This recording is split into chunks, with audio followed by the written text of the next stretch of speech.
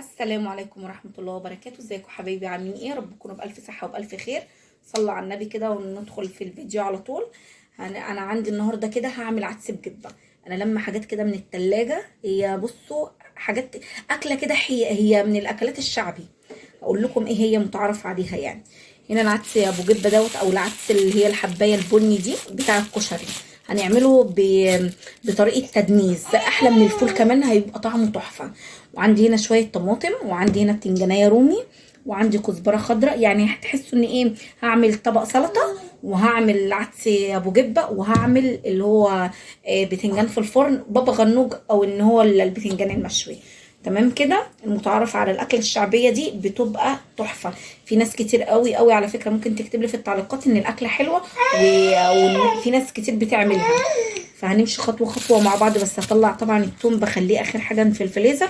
هنغسل ده غسله حلوه كده، وهحطه ايه على النار يتسلق، وهتشوفوا انا هعمل ايه مع بعض.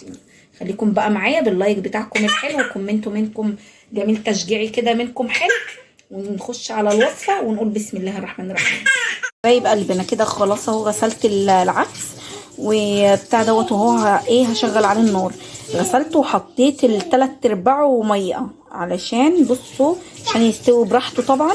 وبغسل له الطماطم، علشان هي الطماطم بتخليه لونه فاتح. ارجوكم لما تضيفوا عليه طماطمتين مستويين تصفيهم من القشر، ما تعملهمش بالقشر، لان القشر ما بيبقاش منظره لطيف خالص في الاكل. حبايب قلبي كده صفيت خلاص الطماطمتين المستويين بعد ما ضربتهم في الكبه بتاع دوت، وحطيتهم كده على العدس وهو بيتسلق.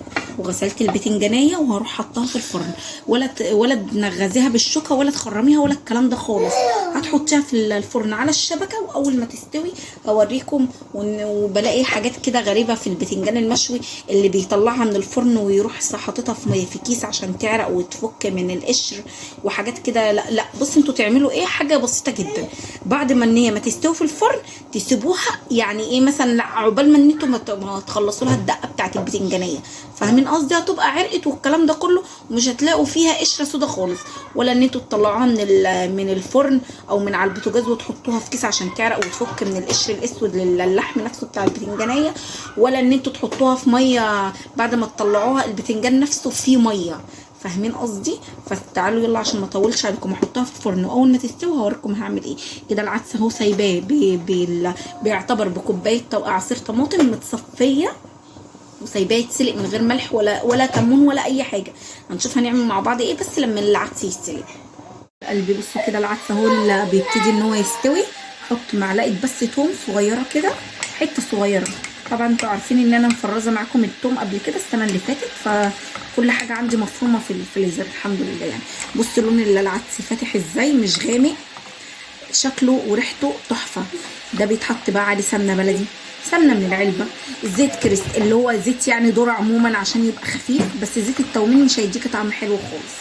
فاهمين قصدي؟ بس بالسمن البلدي ده بيبقى يعني بصوا بتعاملوه معامله تدميس الفول. فاهمين قصدي؟ بس ان احنا بنحط عليه الثوم وملح وكمون بس كده. البتنجانيه على فكره اتشوت في الفرن، هعمل لها الدقه عباره عن ايه في الكبه، هوريها لكم دلوقتي. عباره عن حته توم كده صغيره اهي من اللي هي معموله، وقرن فلفل اللي هو الشطه دوت، وهحط عليه ملح وحبه خل صغيرين معاكم اهو كده اهي. وهحط ليمونه وفقط لا غير. شوفوها بقى كده وانا مطلعه البتنجانيه وانا بقشر فيها. حبايبي بصوا اهي البتنجانيه اهي لسه فاتحه عليها الفرن حالا. بصوا بصوا القشر، ولا في لحمه من البتنجانيه ولا اي حاجه، ولا حطيتيها في ميه وقيمتها الغذائيه راحت ولا الكلام ده خالص اهو. ولا هتلفها في كيس. الفرن على فكره ولا دهنتها زيت معاكم ولا اي حاجه اهي. القشره اهو ابتدي يتخلع منها بكل سهوله.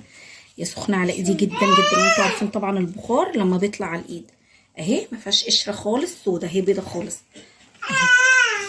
احطها كده في طبق اهو. ابتدي ان انا ايه اشيل البذره اللي من فوق كده بكل سهوله بتطلع معايا. اهي اللي بس ايه اللي بيشك بس ممكن يقول لك ما استوتش كويس اهي. بصوا ولا قشره، ولا اقعد بقى انقي منها قشر اسود ولا الكلام ده خالص. اهو كده هبتدي ان انا هرس فيها بقى وانزل عليها بالدقه اللي انا عاملاها، اللي هي عباره عن ايه؟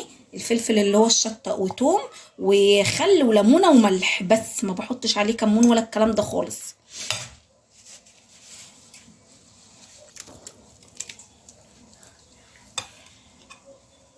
اهو كده وابتدي ان انا اقلب فيه. اللي عايز يحط طحينه احط طحينه. على فكره ما تقلقوش من البتنجان، ما بيسودش بالمرحله دي لان انتوا كده كده حاطين عليها خل وليمون. والله بعمل بالكميه كبيره وبعد ما بيبرد طبعا بناكل اللي يكفينا في اليوم، واروح بصوا طبق زي كده واروح حاطاه في العلبه في التلاجة قبل ما نيجي ناكل ب10 دقايق او ربع ساعه، اروح مطلعاه في طبق برده بالطلب. اهو بصوا استنوا اجيب بس معلقه علشان الطحينه اللي انا عاملاها معاكم. اهو زي ما اوريكم اهو، بصوا القشره طالع زي كبيره وما فيهاش ولا حته بتنجانيه، والبتنجان ابيض زي الفل اهو. هنبتدي بصوا البتاع دوت اسمه ايه، الطحينه اللي انا عاملاها معاكم اهي. بجيب بس اهي الطحينه اهي زي الفل اهو. بصوا الزيت دوت مش حاطاه عليها، بس الزيت لما ان هي بتتحط بتبتدي ان هي تفصل بقى. عادل عايز المعلقه هو اللي يحط الطحينه. اهو كده هقلب بقى البطرمان كله، على فكره حطاه في التلاجة اهو. بصوا حته كده صغيره اهو احطها ايه على وش البتنجان، وابتدي ان انا اقلب تاني. اللي عايز يديها ضربه كده بالهاند بلندر او بالكب عادي. اهو كده خلاص خلصت البتنجان اللي هو بابا غنوج او البتنجان المشوي في الفرن اهو بكل تفاصيله كان معاكم. بس كده هبتدي ان انا بقى ايه هروح للبوتاجاز. زي ما قلت لكم ما حطيتش على العدس غير ان هي ميه وطماطمتين مفرومين في الكبه ومتصفين اهم حاجه، ونزلنا عليهم بحته توم بعد ما استوى وبتاع دوت وحبه كمون صغيرين وحبه ملح فقط لا غير، زي ده تدميس الفول كده. بس احنا بنحط له تكات كده عشان يبقى طعمه حلو. بنحط له بقى ايه حته سمنه بلدي او حته سمنه من العلب العاديه، او حبه زيت يكونوا نضاف مش بتاع التومين علشان ما يغيرش طعمه. بس كده هقطع بقى هعمل طبق سلطه جنب الاكل، والحمد لله على كده. ايه الاكل ده على فكره بياكل جامد جدا، احسن والله العظيم من اللحمه والفراخ. فاستنوني بقى كده عندي غرف الاكل. قلبي كده خلاص اهو. بصوا قدمت العدس كده، حطيت عليه حته زبده كده سمنه بلدي اهي. بصوا الريحه تحفه اهو كده. ده الطبق التاني، غرفت طبقين وعملت طبق سلطه كده قسمته على 2 برضو. وده البابا غنوج او البتنجان المشوي في الفرن زي ما تسموه. وادي العيش بتاعي وهنروح نتغدى والحمد لله على كده. ما تنسونيش بقى في اللايك، واللي مشترك في القناه يا ريت يا ريت فضل وليس امر طبعا يكتب لي اي حاجه ان هو يكون عايزها في التعليقات. واللي مش مشترك في القناه يا ريت كده يخش وكده ويتصفح في قناتي، هتعجبكم جدا وفيها حاجات حلوه. وانا منزله لكم النهارده، نزلت لكم حاجات كويسه جدا. عمايل الطعميه نزلتها، وكنت قبلها حاطه لكم عامله لكم الطحينه وعامله لكم المربى وهنزلها. بصوا عامله لكم حاجات كتير جدا حلوه وهتعجبكم وان شاء الله بامر الله. والكاتشب ادم بيقول لي، واتمنى ان الفيديوهات بتاعتي تنال اعجابكم. وما تنسونيش في اللايك، ده اللي مشترك في القناه. واللي مش مشترك في القناه يدوس على كلمه اشتراك ويفعل زر الجرس ويدوس على كلمه كل علشان كل اشعارات الفيديوهات اللي انا بنزلها توصل لكم. وبس كده، السلام عليكم ورحمه الله وبركاته.